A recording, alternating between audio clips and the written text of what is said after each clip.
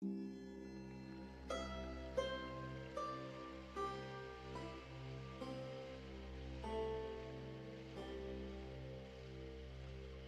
adventure begins in Seattle with a flight to Los Angeles.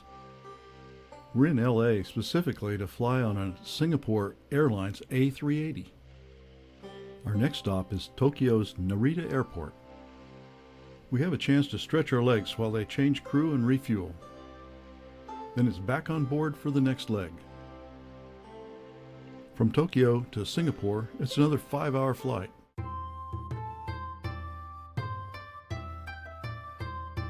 Singapore's Changi Airport is very quiet at 4 in the morning. More than a little groggy from our long flights, we find ourselves at the Fullerton Hotel. We fall into bed for a fitful sleep. We're awake before our 10 a.m. wake-up call and head out looking for a familiar caffeine oasis. Count on Starbucks for a taste of home just about anywhere in the world. But there are some strange things here that tell us we're not in Seattle anymore. We're right on Marina Bay, with the financial district on our right and the Marina Sands Hotel and Casino straight ahead, and the Singapore Flyer, a Ferris wheel, to the left. By the Flyer is the Float, the world's largest floating stage. There's a Chinese carnival playing there right now. Further down the walkway is Merlion Park. Singapore means Lion City in Malay. So it's appropriate that the merlion, half lion and half fish, is the symbol of this island nation. We head back to the Fullerton for the afternoon's city tour. Singapore is a modern city-state of 5.5 million people and the third highest per capita GDP in the world. Singapore is also the third most densely populated country in the world, with about 20,000 people per square mile. All that translates into a city of high-rise buildings and abundant public art. This one appropriately depicts people striving to reach the top of an economic mountain. But there are some reminders of the past remaining. This building in the middle of the financial district was once a public market on the waterfront. Here's the U.S. Embassy. Why do they always have to look like prisons? There are a lot of public spaces too. We're stopping at the Singapore Botanic Gardens. It was established in 1859 and occupies 183 acres and is open from 5 a.m. to midnight every day.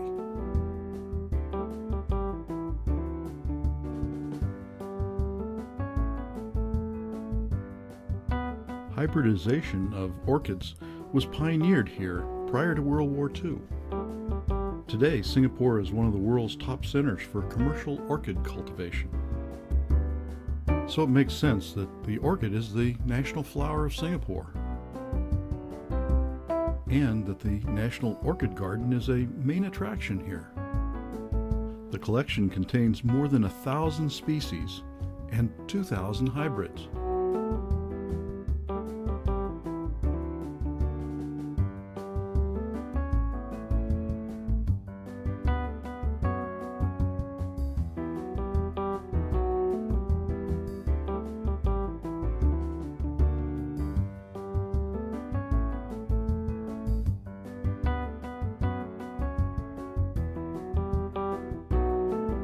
Time to leave the tranquility of the gardens for the hustle and bustle of the city.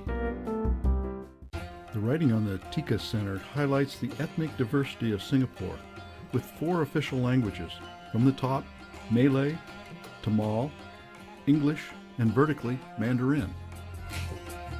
We're in Little India. 40% of the population are foreign workers, and many of them are from southern India. Little India is a place where they can find shops selling a little bit of home.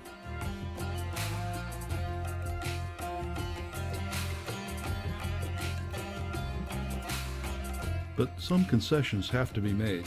The sacred cows are cardboard cutouts. We drive through an older part of the city, lined with old shop houses. The Raffles Hotel was established in 1887 and is named after Stamford Raffles, the founder of modern-day Singapore. This is the Civilian War Memorial, remembering the 50,000 Singaporean civilians who died in World War II. There's little doubt we are now in Chinatown. 74% of the Singaporean residents are Chinese. The Lunar New Year was 2 days ago, and the gold and red decorations are everywhere. Singapore is famous for their hawkers, street food vendors. Instead of congesting the streets, the city has blocked off streets and dedicated them to the hawkers. We're going to visit a Chinese Buddhist temple here in Chinatown. In English, it's the Buddha Tooth Relic Temple. The relic was found in a collapsed stupa in Myanmar in 1980. Well, that's it for today. Jet lag is taking its toll.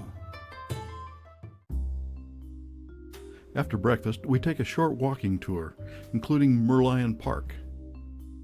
We get a good view of the futuristic theaters on the bay. The Flyer at 541 feet was the tallest Ferris wheel in the world until a taller one opened in Las Vegas in 2014. Here's another building that defies description. It's the Art Science Museum. Even the hawkers are upscale underneath the esplanade. The Colonial building is the old Supreme Court, and its modern replacement peeks out from behind it. The two-story building in front is the Singapore Cricket Club, established in 1852. Nearby is the Victoria Theatre and Concert Hall, which was the City Hall. Then into the bus for the short trip to Gardens by the Bay. The Bay South Garden was opened in 2012. It has 130 acres showcasing the best tropical horticulture. Supertrees dominate the landscape. These vertical gardens generate solar power, collect rainwater, and are the air intake and exhaust for the conservatories. Sculptures provide focal points throughout the gardens. The distinctive Sands Hotel, with its surfboard top, looms over the gardens. The financial district is not very far away. The garden features two massive conservatories. The Flower Dome replicates a Mediterranean dry and mild climate. Cactus and succulents thrive here.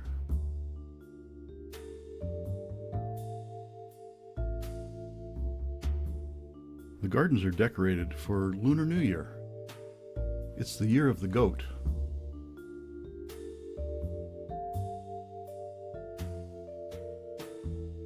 The structure of the conservatory is amazing, and the sculpture is fascinating too.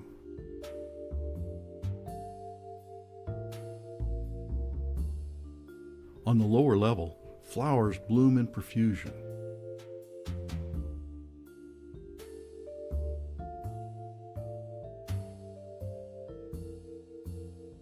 The other conservatory is the Cloud Forest Dome, dominated by a 138-foot tall cloud mountain. The dome replicates the cool, moist conditions of a tropical mountain.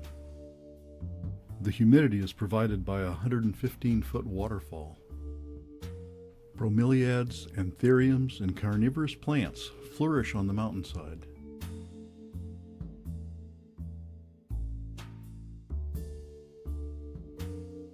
Tropical flowers provide splashes of color.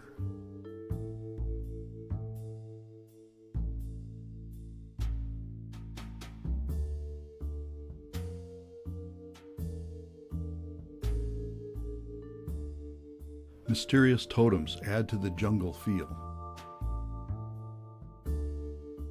It's lunchtime, and we head back to Chinatown for a Lunar New Year treat. The Prosperity Salad is a raw fish salad that has become part of the Lunar New Year celebrations in Malaysia, Indonesia, and especially here in Singapore. Our salad's ingredients are artfully arranged as a carp for added good luck. They're shredded daikon, carrots, red peppers, turnips, key lime leaves, and chopped peanuts. First, the server adds the salmon, crackers, and sauces while saying auspicious wishes as each ingredient is added.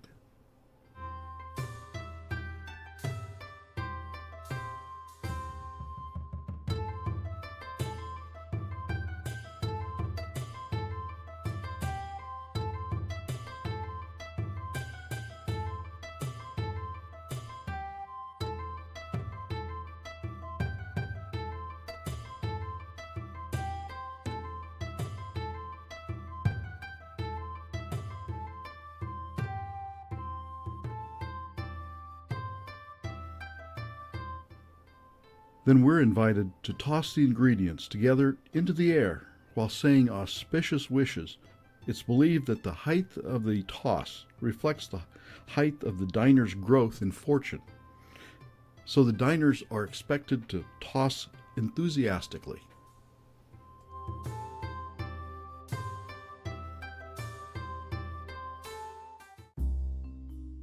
Then it's back to the hotel for some downtime. Jet lag's going to be a problem for a few more days. This evening we're going to the Sky Park on top of the Marina Bay Sands Hotel.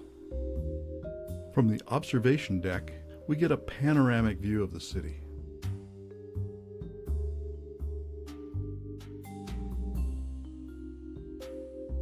The conservatories and the Supertrees at the gardens by the bay are just below us. Looking east, beyond the flyer, is the Marina Bay Golf Course and Kowtoon Park along the water. There's our hotel and the colonial government buildings, the Bug-Eye Theaters on the bay, the float with its carnival, and the skyscrapers of the financial district. At the other end of the surfboard is tonight's dinner destination, the Sky on 57 restaurant. We enjoy a multi-course gourmet meal.